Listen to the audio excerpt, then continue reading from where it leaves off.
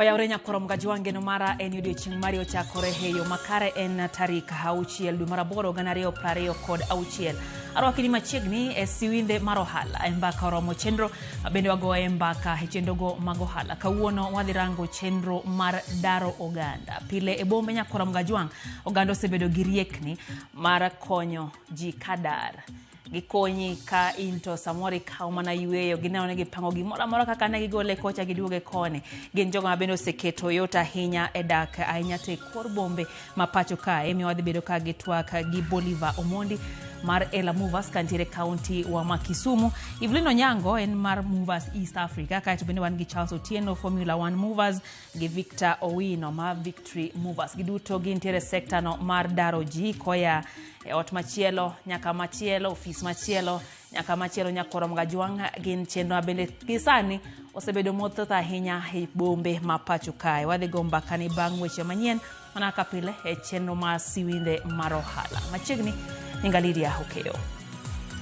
Ogai mar doho Martha Kome olando yepo mar doho mar apeal e boma Kakamega kod doho mar ywagruok matindo e kar dak ma Mumias maneno ni oganda oyudo ratiro margi kendo duoko piny deko mar ng'eto michiwo kod doho.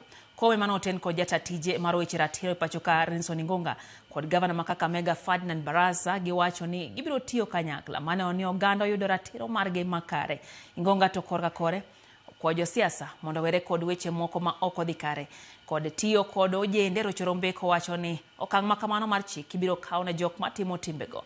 Doma bende ibiro ger e gwengego biro ne oganda oyudo ratiro e yo mapiyo. Wach mosir kod Governor Barasa. We are here to assess the needs, the justice needs of this county. We are grateful that we already have a court of appeal, and this court of appeal already has a caseload of 1,000 cases that they are handling. Inflammatory statements, goonism, that one must stop. And anyone found culpable will face the law. Currently we have one, we arrest analysts before the courts. So we must be ready to support the peace that we need in this country.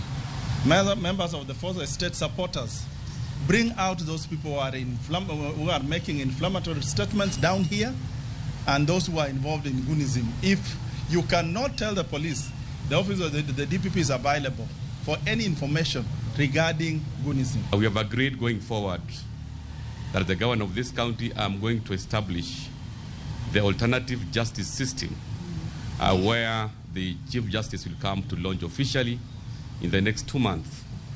This is something that is going to go a long way in enhancing mediation, because as an alternative to justice, we are trying to encourage mediation. Liet mar siasa medo